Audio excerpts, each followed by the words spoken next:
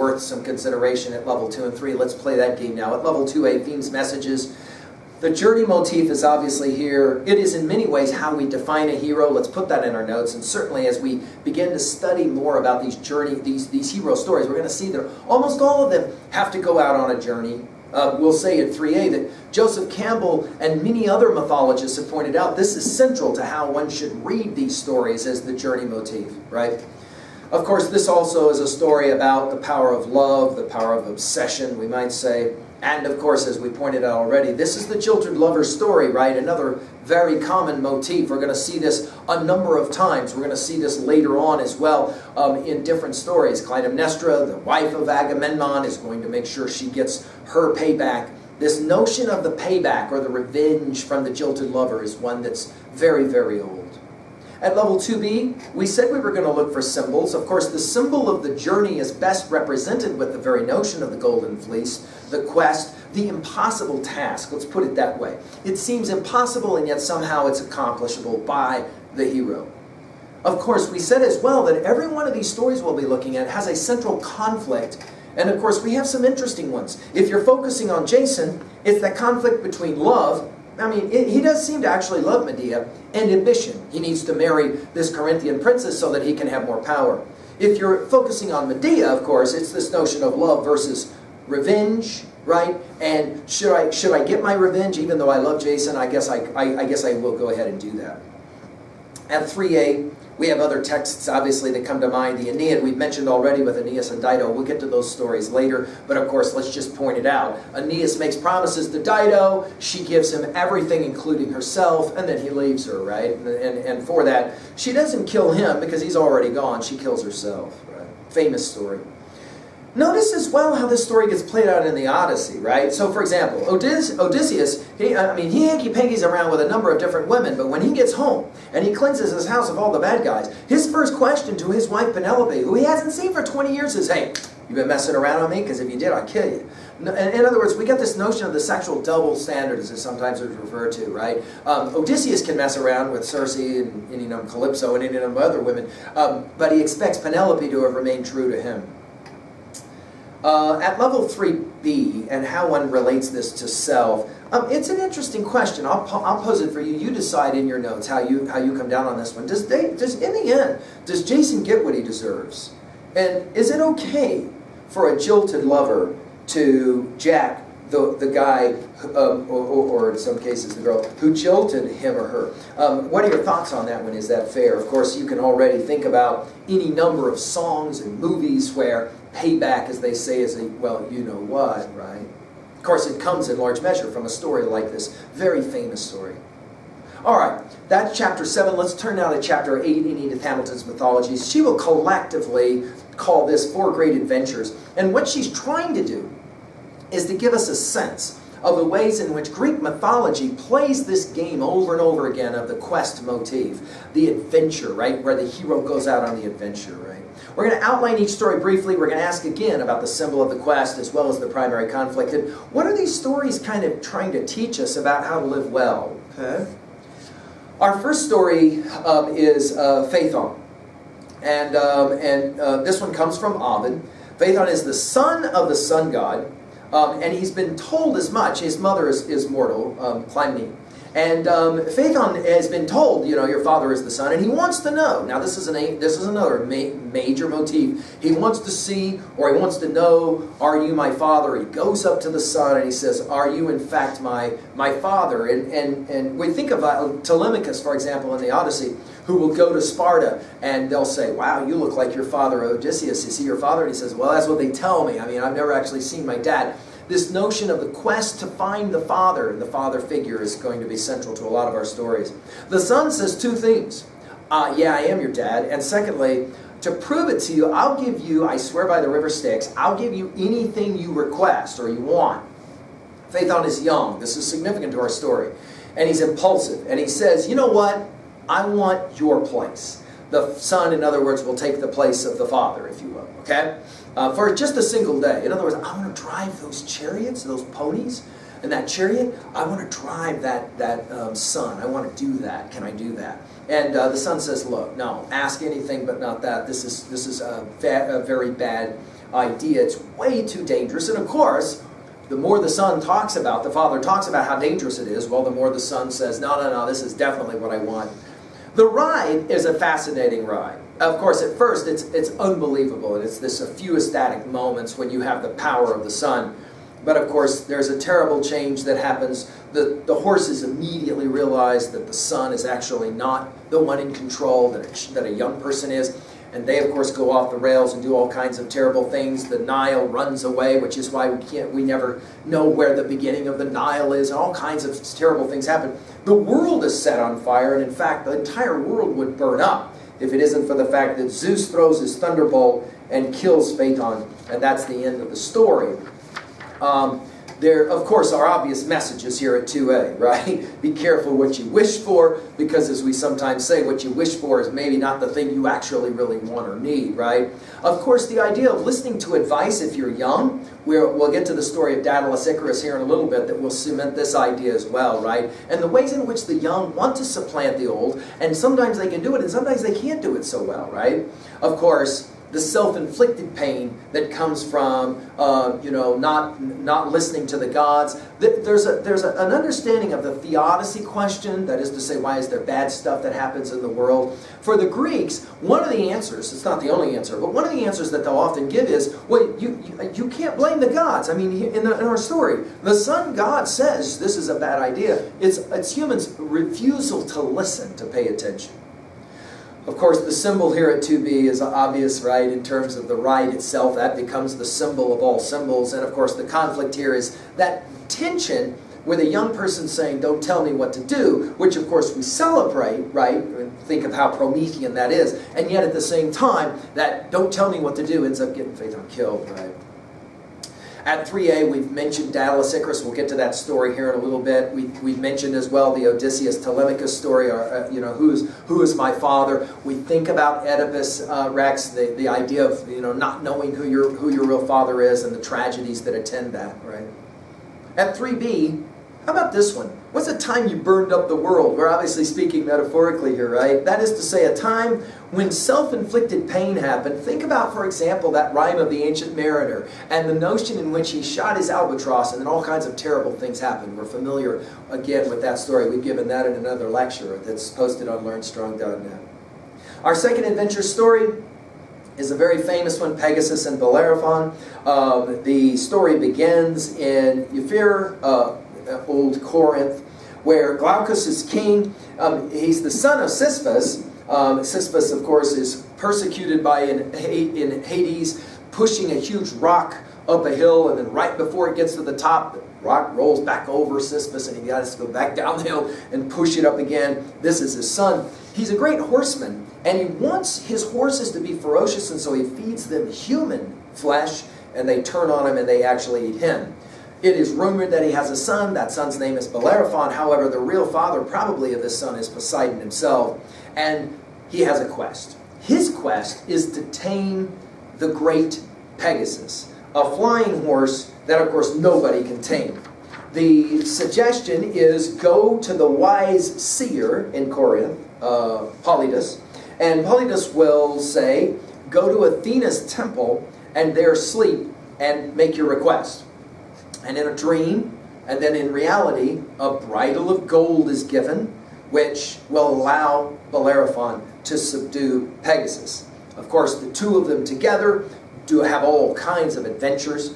It's an interesting moment in our story. Bellerophon, it seems it must be accidental that he kills his brother. And he goes to Argos to speak with King Proteus about purifying him. And the king does do this. However, Proteus has a beautiful wife, Anita, and Anita is going to make overtures to Bellerophon. Bellerophon will actually reject her because he sees this as a very dangerous thing to mess around with a married woman. She is jilted, angered by this. She lies and says he forced himself on me. But Proteus has a hard time killing Bellerophon, and instead, and this is another one of those motifs, where he sends a letter. This time it's to the king of Lycia in Asia. And in the letter, it says, kill this young man. However, it takes 9 days before the king actually gets the letter. He grows to like Bellerophon very much. Finally, when he reads the letter, he says, I really don't want to kill you, but I'll give you a quest. The assumption again here is that the quest will lead to Bellerophon's death. The quest is to kill the famous Chimera. This is a nasty monster, lion in the front, serpent in the back, goat in between. However, Bellerophon, with Pegasus's help, using arrows, is able to kill the Chimera, the terrible monster. There's a couple of other adventures that are mentioned. There's these mighty warriors called the Solomai. There's the Amazons, again, they come up in our story. And Bellerophon has all of these adventures, right?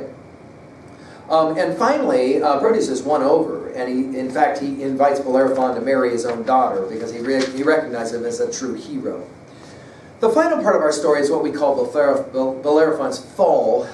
He grows conceited, arrogant, and he believes he deserves to be accounted one of the gods, and he wants to ride Pegasus to Olympus. However, Pegasus is smart enough to realize, yeah, that ain't going to work. Pegasus throws Bellerophon off and ends up on Mount Olympus as Zeus's own pony.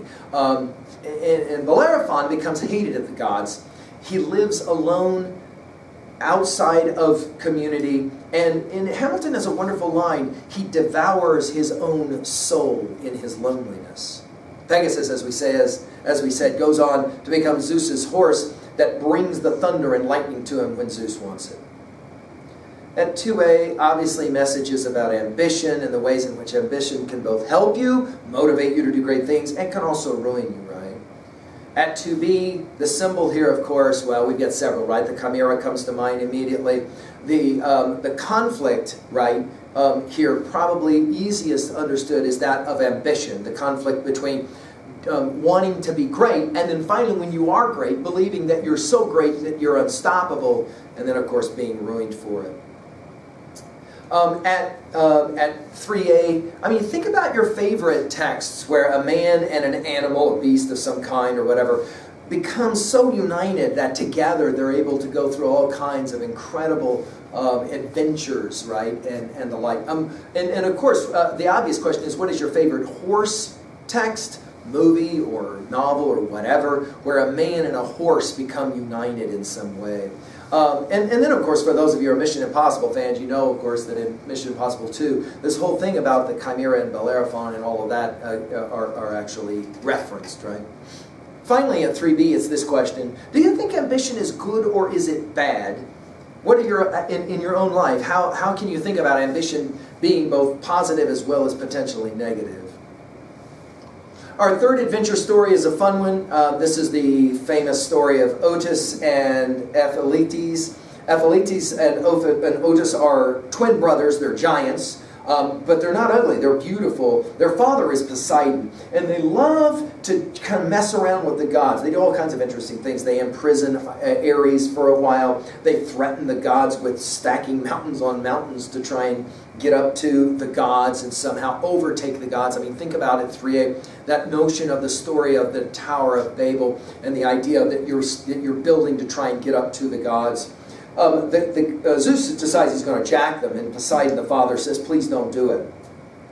The story is interesting. It ends because both Otis as well as Ephialtes want they want goddesses. They want goddesses to live with and to mate with. And so they go after, Otis goes after Hera, and Ephialtes goes after Artemis. But together they decide, you know what, let's go and get Artemis. Yes, that'll be fun. Of course, Artemis is a goddess of the hunt. And so she runs into the woods, and these giants chase her.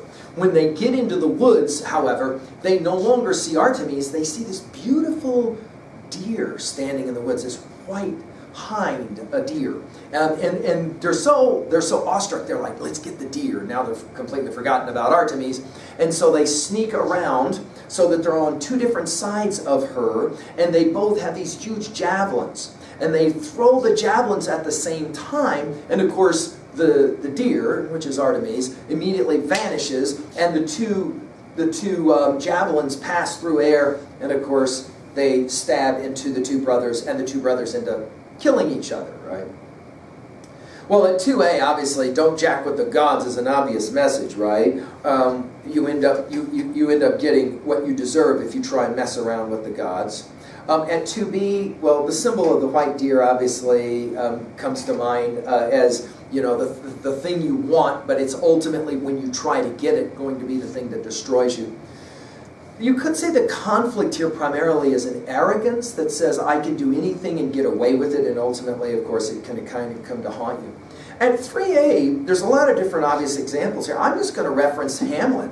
You'll remember, for example, in Hamlet Act 3, Scene 4, when Hamlet is talking with his mom right at the end of that act, where Hamlet has just killed Polonius, and he tells his mom that he will trust Rosencrantz and Guildenstern, his supposed friends, as two serpents fanged, but he says, it's a beautiful thing when you can kill someone by hoisting them upon their own petard, in other words, blowing up the very person who's trying to kill you. And of course, this is exactly what Hamlet does, right? And you wonder if maybe the story was in the back of Shakespeare's mind. Shakespeare, of course, a great lover of many of the stories we're playing with, right? In fact, at 3a, almost every one of these stories, we could find some immediate example or reference or allusion, right, to Shakespeare or Shakespeare play. Finally, at 3b, it's a fair question. What's a time that you hurt yourself by trying to hurt someone else? It's a fascinating 3b question, right? And so you smiling comes to mind, right? All right, our fourth story is the Dadless story, and usually referenced as Dadless Icarus. It doesn't have to be, because Dadless is famous in his own right as a famous architect. He made the famous labyrinth for the Minotaur in Crete. He showed Ariadne how Theseus could escape. This is a later story that we'll get into. And the king knows that Dadless has been responsible for helping, and so he imprisons both Dadless as well as his son Icarus, and the two of them are now stuck. But Dadless, the great inventor, tells his boy, don't worry, I'll make these wings and we'll fly out of this. Of course, Icarus doesn't believe his father, and then of course when his father makes the wings, Icarus doesn't listen to his father when his father says, these wings are made with wax, do not fly too close to the sun. The feeling of the joy of flight, you're going to want to fly high, you're going to get too close to the sun, the wax is going to melt off, the wings will fall off, you'll fall into the sea, and you'll jack, and that's exactly, of course, what happens, right? That is to say, Icarus does not listen to Father Dadless, and many have pointed out that Dadless sounds a lot like Dad, doesn't it, right? Icarus not listening to his father, and of course, he gets jacked for it.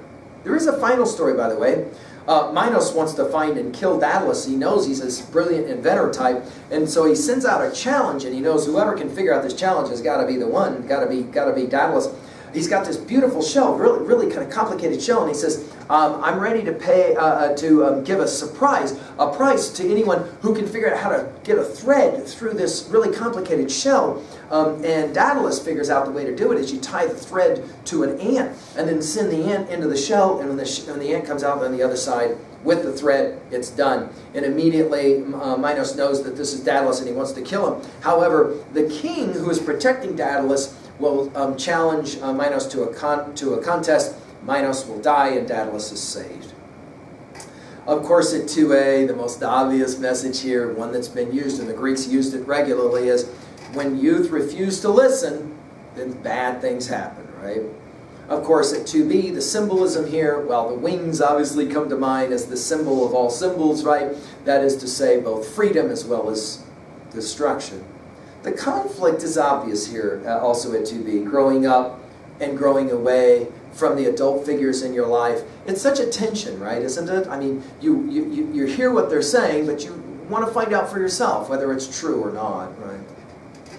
At 3a, well, think about Auden's poem that we've given a lecture on, the BCW Arts, and the Burgel painting, The Fall of Icarus, and the ways in which that painting and the idea of that, of the understanding of the role of suffering in human existence, for Auden is all understood kind of behind the scenes with this famous story. And you can obviously think about your favorite story where an adult tells a kid to do something and the kid doesn't listen and gets jacked for it. Which leads us obviously to 3b and our final observations. Obviously, it's a question of all questions. Can you remember a Dadless in your life who told you don't fly too close to the sun, and you didn't listen, and you did get jacked for it, right? And it's kind of the inevitability of what it means to grow up, doesn't it? And to kind of somehow figure stuff out on your own. The challenge, obviously, is to listen to voices of wisdom while at the same time figuring out our own way. It's an interesting tension. Well, there you go. We'll turn now next in Lecture 7 to Part 3 of Hamilton's mythology, chapters 9 through 12, and 4 great heroes, as she will talk about it. I hope you'll come back and enjoy those stories as well. Thank you.